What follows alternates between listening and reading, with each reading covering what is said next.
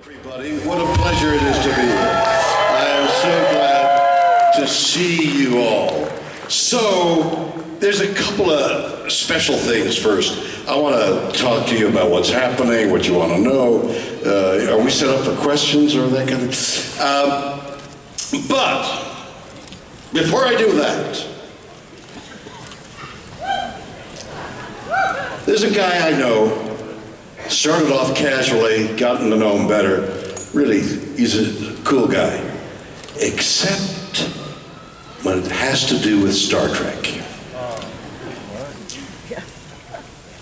Jonathan Scott of the Doobie Brothers, what is it? The Property Brothers is here. Jonathan, would you come out, please? I mean, you had an outfit for me. I said I had an outfit for you. It was a track outfit. It was sort of show your muscles and all. No, Jonathan, that's a dress. They said when I went to the booth, the booths are fantastic, by the way, have you gone through there? They said it was one size fits all. There's bulges where there shouldn't be bulges. No, they lied to you, Jonathan. And what is that you've got on your head? Well, I wanted to cover, I had a driver's cap on, if any of you, apparently there's a lot of Star Trek / Property Brothers fans here because we're taking a lot of photos, so I love you guys. I didn't do my hair this morning because he didn't tell me he was going to drag me out here, so I needed to cover it with something authentic, so I have my Spock ears. Jonathan Scott, everybody. Thank you, Jonathan. And there is another special group of people. So, in order to raise money for charity, I'm sort of doing anything I can all the time. And one of the ways to do it is to auction off like the celebrity. So, a company called Omaze, O-M-A-Z-E, I auctioned off me for the day. And Megan and Mary Zaster. Megan and Mary Zaster. Come on up, Mary and Megan. They won the competition to spend the day with me. Come on out, sweetheart. Sit down there. Now this is what actors see from the stage. A sea of people looking like, who is that? And will they amuse me and amaze me? Who are you? I'm Mary Zazer. And you are? I'm the mother of? The mother of the winner. Of the winner. And you are? I'm Megan Zazer, the winner. Megan, your mom said you were a little bit shy, but you're not shy at all right now. Inside I am right now. Yes, you are. And I can understand it because they're, like, what are you going to say, what are you going to do? But I said that you would spend the day with me, and we've had breakfast, and you've come around, and now you're going to sit on stage and be with me while I conduct the panel. And because of that, because they won, and because we raised a large sum of money for the Hollywood Charity Horse Show, which gives its money to children and veterans in need, there's another Omaze production or occasion in which the winner will go to England, be flown, and a companion flown to England and be at the Star Trek convention in England, the Destination Star Trek convention in England. So what I'm going to tell you now, you're going to have to sort of remember, and that is how to connect to see if you would like to be in the contest and how you do it. You go to Omaze, OMAZE.com/Shatner. And enter for your chance to win. That's really all you need to do. Go there and you will spend a day with me in England and they will pay your way and your expenses and a VIP guest at one of the big Star Trek conventions in England. And the money that everybody gives to enter into this competition goes to charity. That's it. Thank you, everybody. So,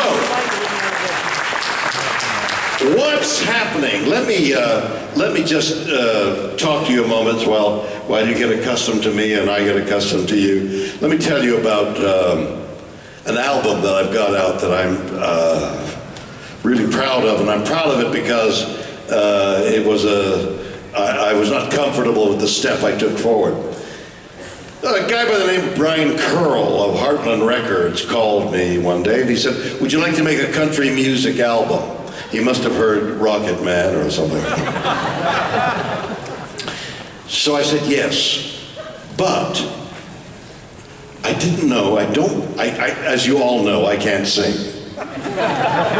which is a bit of a problem making an album, a musical album. But I have a feel for poetry and the lyric, and the question is, how do you fuse the lyric with the melody line? And especially in country music, where the lyric is so obvious and the music line is obvious, you can't hide. You got to be there. And so I did the best I could. The songs were sent to me. There used to be in Times Square a building called the Brill Building, where composers had offices, and on a warm summer's day with the windows open in the Brill Building, you could hear the music that they were playing. In each office there would be a composer trying to sell a song to a vaudeville comedian, Al Jolson, Eddie Cantor, and ultimately Frank Sinatra. Great entertainers would go to the Brill Building to see what material they had that they could use as a song. And many of the great songs that we know and love came from those composers in the Brill Building. Well, the Brill Building's long since gone, but what exists now is a group of highly talented musicians in Nashville writing country music songs. So when I said to Brian Curl, "What'll I sing?" he began to send me songs, out of which I chose 12. And those 12 songs were demonstrated by the composers usually, and the composers, are really talented. They are performers in their own right, just magic hasn't hit them. They did not get the spotlight or the finger of fame for one reason or another, but their talent, both as composers and as musicians, as singers, is unquestioned. And I put all those songs that I chose on my phone, and I was busy for a month, but all the time I was listening to the songs, and I was listening to the way those talented demonstrators were illustrating their songs. It came time to go to Nashville with Jeff Cook of Alabama, with whom I made the album, and we laid down our tracks, and now the album is coming out in the next week or so. It is, for the first time, over at Shatner, whatever that is, sales thing, Paul Camuso has got, I think, several. I saw one this morning for the first time. They're just out. They won't be out in general use for another week or two, but it's there, unique, first come, first served. That has to do with this musical journey that I went on. I also was asked to do a book about whatever, and I thought, I'm old enough to be looking at the end of my life and thinking, what happens next? And I thought I'd write about it. Live long and ... is the name of the book. It is heartfelt. The premise really is, how can anybody advise anybody else I don't know what you feel. You don't know what I feel. I can only tell you what I did as I grew older and how I'm facing the end of my life. And whether it resonates with you or not, you'll have to read the book. It comes out in a month or so. One other thing. I was asked to do a Christmas album. And we named it Shatner Claus. And the same musical journey of exploration that I made on the country music album, I made with the Christmas album. The problem is, for me, is I speak the lyrics. And yet, for example, there's a song, the title of which, I Should Have Loved Her. And the demonstrator of the song sustained, I should have loved her. And the singer, with that passion and that extended note, gives you an idea of the passion that he felt when he should have loved her. How does the spoken word do that? Those are the problems, the musical problems, that I was trying to solve, and you'll tell me whether I did any good or not. And one other note, if you'll forgive the expression, after those two albums, the Cleopatra Records said, would I make a blues album? So look at the problem making a blues album. I feel blues. I understand blues. I understand sadness. I understand the passions of being blue. I understand misery. I understand those things. I can convey them as an actor. But how do you do that as a singer? That's a real technical and emotional problem that I want to solve. So I'm in the process of trying to find blues artists that can teach me and be with me from song to song. And that's what I'm about to do next on this journey of trying to be creative in a unique way that I think I can bring some entertainment to the audience. That's where I'm at right now. Why don't we go to questions, and then we'll have some fun together. Where are the questions? There you are. Okay, very good. Let's go there first. Mr. Shatner, I'm a fellow Canuck. Your television career, in my opinion, is unparalleled by anyone in television history. Thank you. And I think in part you inspired my 33 career as a law enforcement officer. You took away Captain Kirk from me, though, as my... Playing the captains. And what do they have in common? And what do they have to say about the role they played and how they played it and what their background is to warrant being a captain in Star Trek, which was quite a wonderful job, as well as a kudo for fame and fortune. So I had the idea, but it required me to go all around the world to visit with the actors who played the role. And when we estimated how much the airplane fare would be for me and the crew, was hundreds of thousands of dollars, which is far more than I had to spend on the whole documentary. So I did a foolish thing. And it's part of some of the philosophy, if you will, of the books that I've been writing, which is say yes. Say yes. You know, say yes to adventure. Say yes to love. Say yes to things that might be interesting you're afraid of. Well, you know, I'm here to tell you without any question, life is over very quickly. Before you start, you're already saying, my God, I'm old. When did that happen? You don't know when it happens. Somebody says, do you feel old? I say, I don't know. I've never felt this old before. So say yes. So I did this stupid thing. There is a company in Canada, Bombardier. They make ski-doos and the water things and streetcars, and they make airplanes. They what? In my hometown. In Toronto. No, Thunder Bay. Thunder Bay. Well, they have their factory, but the offices are in Toronto. Bombardier. So I thought, you know, I'm a Canadian. I want to make this film. Why don't I call Bombardier and ask them if they'll lend me a plane? It's the dumbest thought. You know, when I mention it to somebody, they say, oh, are you going to call? Yeah, I'll call. Oh, no, you don't do the rotary anymore?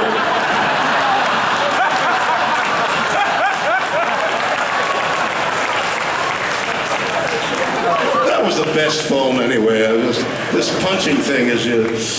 So I call, like you might make a call to your friend. And the operator in, Bombardier, and I said, I'd like to speak to the chairman, please. And she says, okay. And she says, yeah, here is the chairman, the secretary comes out, yes, Mr., I've forgotten his name, Ruffini, office. I said, Mr. Ruffini in? She says, who's calling? I said, William Shatner. She says, just a moment. And then a masculine voice gets on me, yes, Mr. Ruffini, this is William Shatner. Oh, Bill Shatner, how are you? I'm well, how are you? Yeah, well, let me tell you why I'm calling, Mr. Ruffini. I'm making this documentary, and it's going to take everything just to fly around the world. Would you lend me an airplane?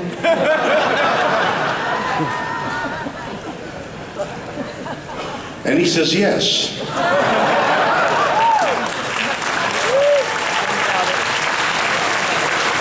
Not only does he lend me a large airplane, but he arranges for Rolls-Royce transportation when I land in England and all that. But before I went to England, I flew from Los Angeles to Toronto to pick up the Canadian crew. And it's not Ruffini, I'll get it in a minute, greets me. How do you do? We got cameras. I got cameras shooting it all. How do you do? I said, why are you lending me an airplane? And he said, let me tell you why.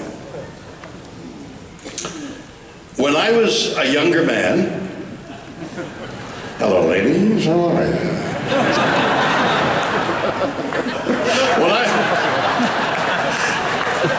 They told me she was shy. She's not shy. She's just looking for sympathy, right, Mom? Sure, we'll go with that. He said, when I was a young man, I watched Star Trek, and I became an aeronautical engineer because of you at Star Trek. And I'd like to pay something back. Here's an airplane.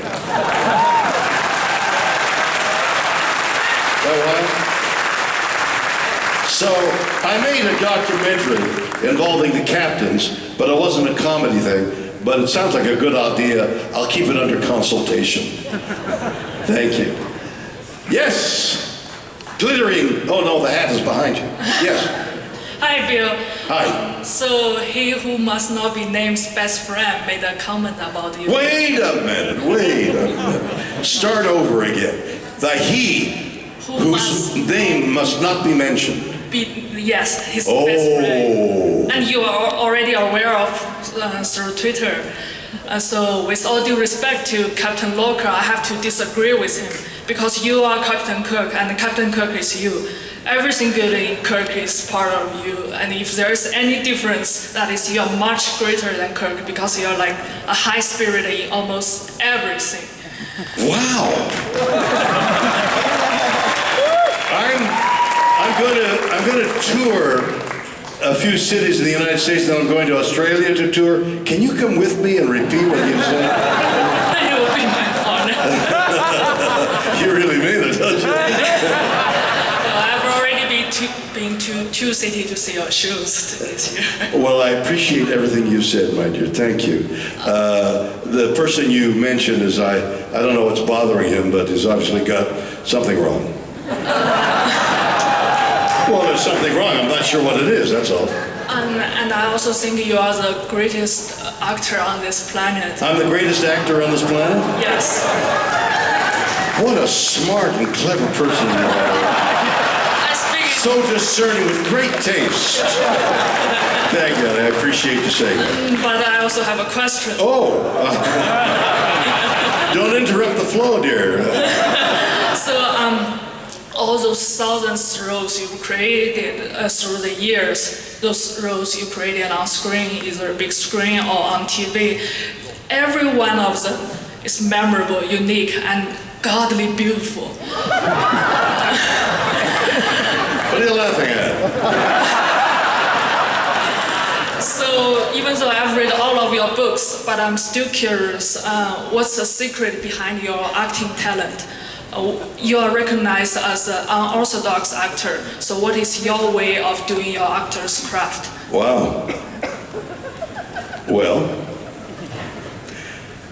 let me tell you a little story then. I appreciate everything you say. I wish I could agree with you in every nuance, but I appreciate your compliment.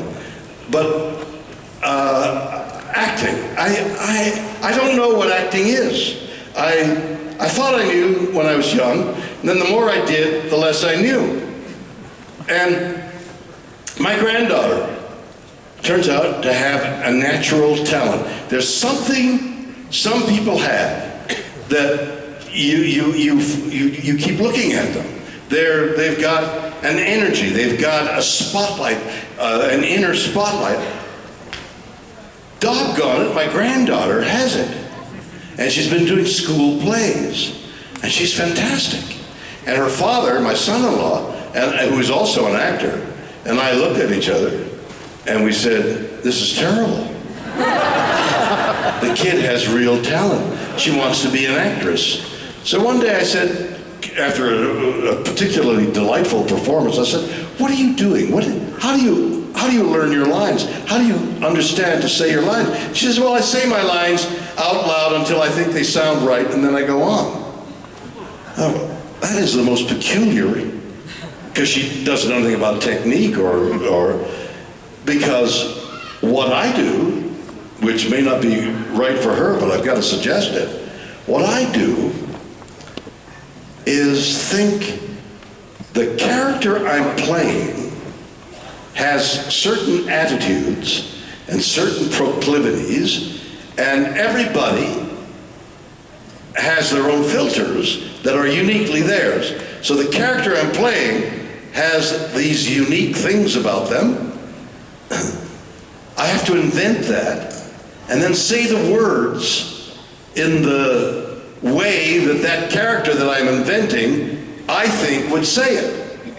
So I'm working from the inside out, she's working from the outside in. I guess there's no perfect way.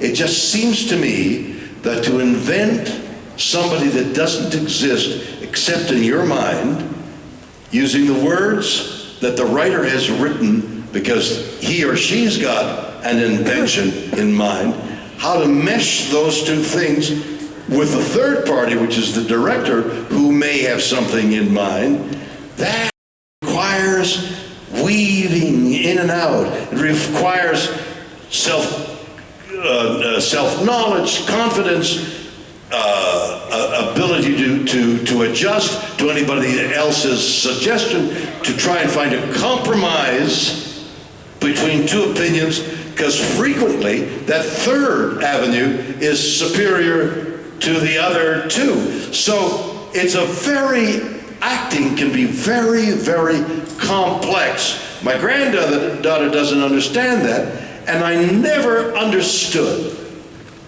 why Marlon Brando, one of the great actors of our age, why he thought of it as child's play and grew disgusted with it as he grew older. He was the epitome of what I've just described. The mystery for me, and he was a neighbor, and I was too shy to go up and knock on his door and say, hello, Mr. Brando, I'm Shatner down the road, can we talk? I just didn't do it, and when he died, I thought, what a loss. I should have loved him. That's the title of a song to the album. That's it. At a booth, the Shatner. Okay. So, I don't think as acting as child's play. I think it's a complex human exercise that only increases in complexity as you get older and understand human beings even more. Okay? How am I doing? Yeah, good. They think I'm doing all right. Yes. Hi, Bill. Hi, how are you? It's good to see you What's again. your name? Jay. Jay. We met in Phoenix at the Hey, Comic-Con Jay, a couple how years are you, ago. man? I even brought What my do Sea you Shepherd got flag. around your shoulders there? It's a devil's fork and thing. What is that like? What? The Shepherd's Crook and Neptune's Trident. Oh, the Neptune Society. Yeah. What is the Sea Neptune Shepherd. Society? Yeah. What is it? I wanted to ask What you. is the Neptune Society? Well, Sea Shepherd is a non-profit organization. Okay, got it. Defends marine wildlife They all over the do world. good work. I advocate for them, and I'm a big supporter of them. Great. Just like you. Okay, good. I wanted to ask you, what made you decide to want to support them? Why do you love the The ocean Neptune so Society? much? Yeah. Because the Neptune Society does good work, and we all owe an obligation. We have an obligation as human beings to help each other. Now, let me tell you about that. The best and the worst of humanity is in the social media. Tweeting has become a receptacle for things you can't even believe people would say or do or threaten, because they're cloaked in anonymity. They don't have to be responsible for what they say, so some of these poor, sick people say these awful things. But a guy in Vancouver Island, the city was Niamo, Vancouver Island, tweets, "My autistic boy will only eat pasta from a carton of Star Wars. And we've run out of the pasta. Can you help?" We retweet, and thousands of cartons flood Niamo.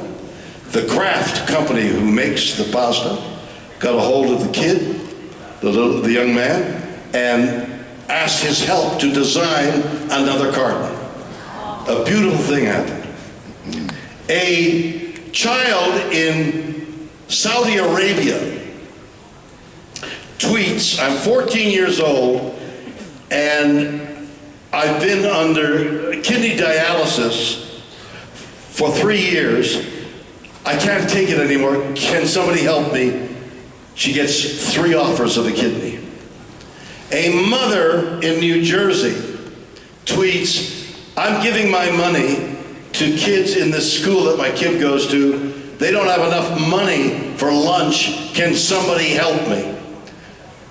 A girl, and we retweeted, she gets thousands of dollars. And a girl in New York City tweets, "I don't have a date for my prom. Can somebody help me?" We get the first baseman for the Mets baseball team. We get a corsage. We get a car to take her around. She tweets back, "It was the best night of my life." Right now, there is a young man who needs a wheelchair that costs about $35,000. We are working with the company in Germany who makes the wheelchair to get him a wheelchair. There is a tsunami of goodwill. People like you and me far more in numbers than the ugly few that tweet these terrible things.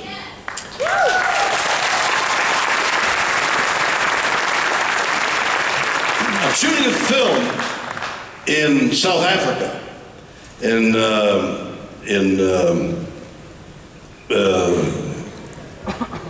bottom city, Cape Town.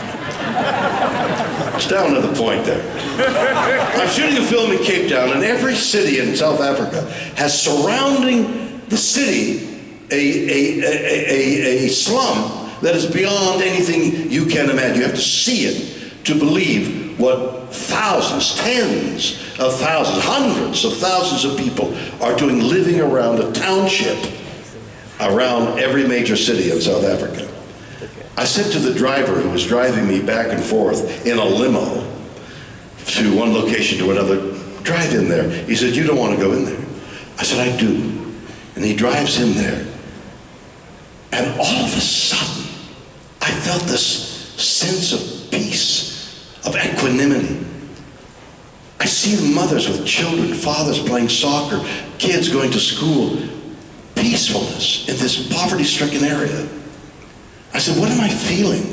And he said, you're feeling Ubuntu, a word that Mandela coined, meaning you're feeling your humanity. So I came home with that experience and these other stories that I'm telling you about, and have founded Ubuntu Discovery, in which it is my desire to have neighbors, people like yourself. What city are you from? Oh, the name of Sea Shepherd? No, what city? I'm from Phoenix, Arizona. So if I said to you, find me somebody in Phoenix who has a need, not a giant need, we're not going to send them to college, but tires for a truck, money for lunch. What happened to the American custom of raising the neighbor's barn after it had burned? That neighbors came to help others, and in that deed, you were helping your neighbor. It was not that great an effort for you because there were so many of you, and the neighbor was helped. I want to do the neighbor thing. It isn't a 501c, it isn't charity, it's your humanity to somebody near you, and a group of people, say 1,000 people, gave $10. What a monumental sum to solve this immediate problem that this person has. Ubuntu Discovery. Go to williamshatner.com, find out how to do it. It's incredible what can be done with a few people doing good deeds. How am I doing? Doing good. Next question. Captain, my captain, you said it, I tell you. Well, darling, my neighbors, my friends, everyone loves, of course, better late than never. Yes, those better late than programs never. are so wonderful. Thank you. And the thing is, we love those travel mates of yours, but why don't they listen to you? You have such enlightenment, such education about the locales, and they don't listen. My pals don't listen to me? I know. And they need some phaser power from Captain Kirk. They don't listen They to don't me. listen. What's your name? I'm Jackie. Jackie? Yes. Jackie, they won't listen to I me. know. You gotta get them under control. You take Terry Bradshaw, for example. He won't listen to me. I mean, here is one of the great quarterbacks. You're from Canada. You know from quarterbacks, right? You know American football? You don't know nothing. How am I doing? Terry Bradshaw. Terry Bradshaw, 4 rings on his finger. One of the best, maybe the best quarterback that ever lived, okay? Guy, jock. Since he was 6 years old, he played football. In his prime, he was 260 pounds of muscle. Could run, everything. He was brave. He told me a story. He told me a story of the play. He's playing for Pittsburgh, and and the whistle blows, the referee blows the whistle dead, the play dead, and the linebacker, who has him in his grip, supposed to let go, he doesn't. He tips him upside down and throws him into the ground, pile drives him into the ground. Terry Bradshaw's lying there. He can't move his arms and legs.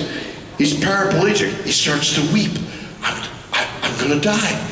And they take him off the field, and it takes till about, that's Sunday, it takes about Tuesday, and the bruise, whatever that was, kind of heals a little bit, and he gets the sensations back to his hands and his legs. He's okay. Thursday, he appears for practice, and the coach says, you're going in on Sunday. I couldn't move my hands and legs. What are you talking about? You're going in on Sunday. He goes in on Sunday and wins the game. That's how tough Terry Bradshaw is. So we're in Scandinavia. We're in Sweden.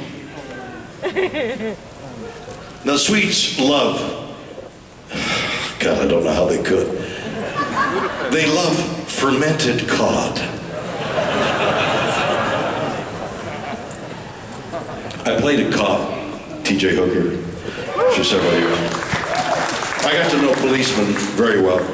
Policemen see a lot of dead bodies in their career.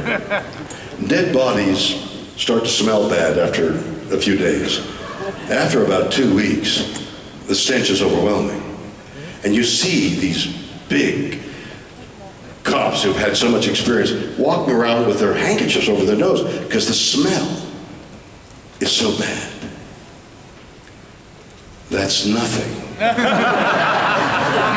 compared to fermented cod. So the people in the shows say, here's a can of fermented cod, guys. Please eat some and have a, talk about it. That's all they do. The rest is all ad lib. Nobody listens to me at all. They said, open the can. I said, be careful. Nobody listens. George Foreman opens. The can is swollen, okay? Anybody who knows anything about cooking knows that a swollen can has got whatever that thing is, botulism. Botulism! They got botulism in there. I mean, if botulism touches you, you've got botulism. You throw the can out. You bury it in the ocean. You get rid of it. You don't open the bloody can. George Foreman opens the can. It spatters all over everybody. The stench is overwhelming. I'll tell you how overwhelming it is. We had 5 cameras. One here, one here, one here. This camera catches this camera over here. This camera catches this cameraman right here. This cameraman, when he smells it, projectile vomits over there. That's how bad it was. And tough Terry Bradshaw, 4 rings, 4 pile drived into the ground. Paraplegic gets a Blazonate. He's screaming, oh my God, oh my God. Tough Terry Bradshaw. I pop something in my mouth. That increases Terry Bradshaw's fervor. Oh my God! Then I take a piece of fermented cod and go towards Terry, who knows what I'm going to do. He takes off running, and I run after him.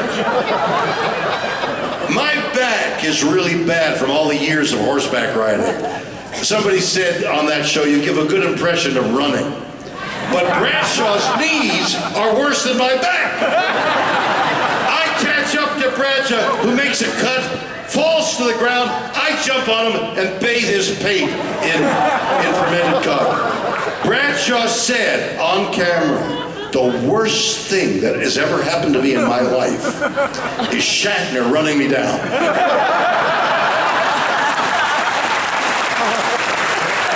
Nobody listens to me.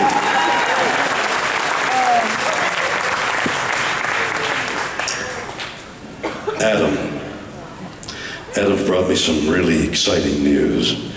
I hesitate to tell you because I've been talking to you for so long. But the book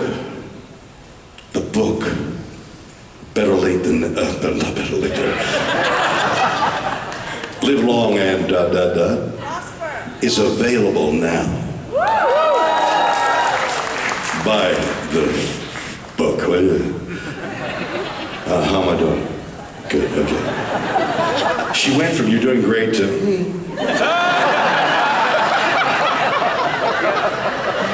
where am I? You? Yeah. No, I asked the lady in the sparkly hat. Oh, I'm so sorry. Young man! Little guy! Yes? You have to get, okay, so nice loud voice. You hear how I'm screaming? Yes. You gotta scream too. Okay. You put the microphone right near her. All right. Scream! I was wondering, during your experience on the show Columbo, how did you like working with Peter Falk?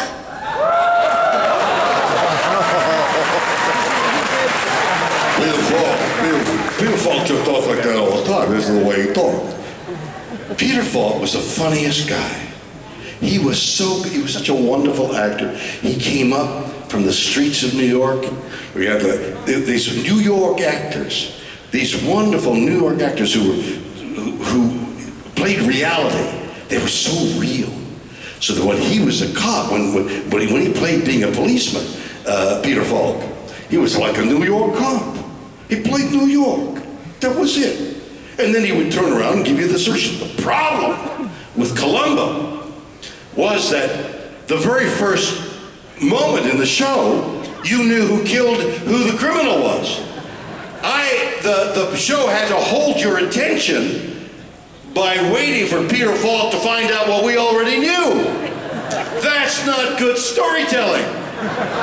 And they had to solve it, and they struggled with their scripts again and again. That was the reason the show kind of meandered. It was a great show, but writing those kinds of scripts, very difficult. I loved Peter Falk. Okay? Yes! Buy the book, will you, for God's sakes? And the albums, for God's sakes. How am I doing? Good.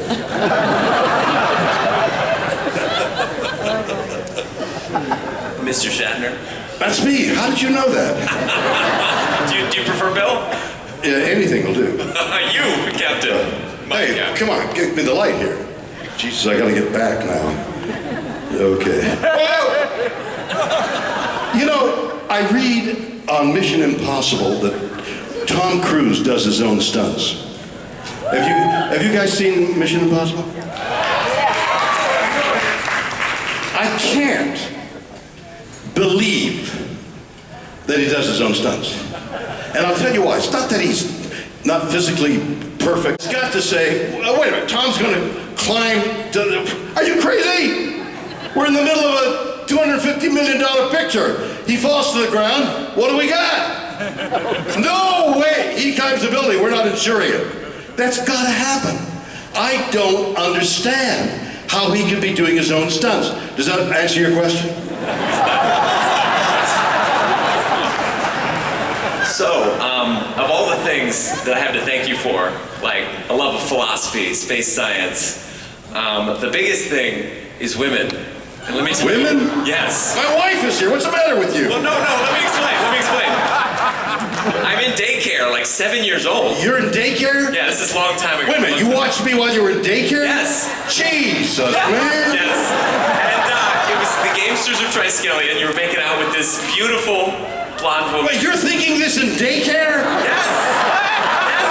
What are you wearing underneath that thing? So, I spent the rest of that afternoon I'll bet you did. making out with a really Trying to beautiful find blonde it, girl right? who was Where is it? I know it's somewhere around. You're 6 and 7 years old. Yes. And you're looking at me with beautiful women. Yeah. And you're envying Captain Kirk with the beautiful women. Yes, it was a big impact. What do you do for a living? I'm actually a dating and relationship coach. You're in, My whole life. Thanks to you. he's in relationships. Are they sexual or are they intellectual? Both. You have sexual and intellectual relationships, and you teach that? And romantic What? and And emotional. romantic, and intellectual, Yes. and cultural. Yes. You're a monster. I love you. I love you so much.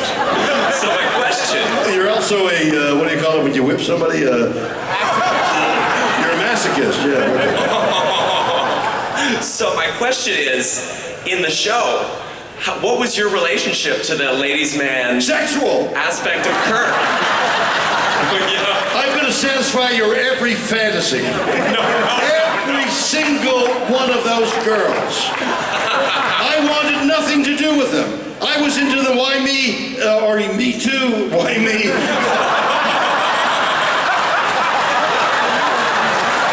I'm starting a new movement, the why me movement. Why me? Why did I get you all of a sudden? Why me? Why did you get Kate and ask her that question? No, it had to be me. I'm into the Me Too movement. I can't tell you how many of those women prostrated themselves in front of me. Are you happy now?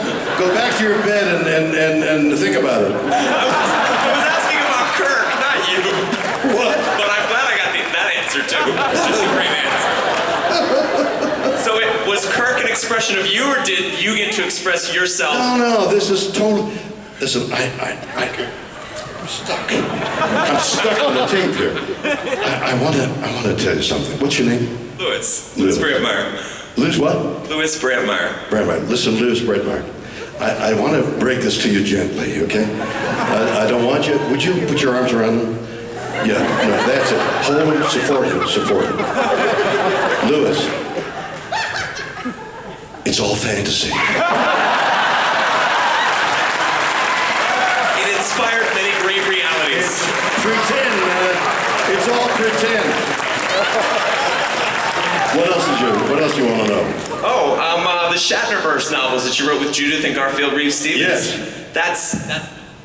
That's the truth of Captain Kirk, right? He's out there still. Yes. This is. Absolutely. How was it to write those? That we wrote are autobiographical. The band is getting ready to play. What's the inner meaning of this? Thank you. The hook is coming out. Okay. One more question. Is that the idea? Or is that the end of the question? There's nobody at the microphone. Ladies and gentlemen, thank you very much. It's been a pleasure being with you. Come on, give it up for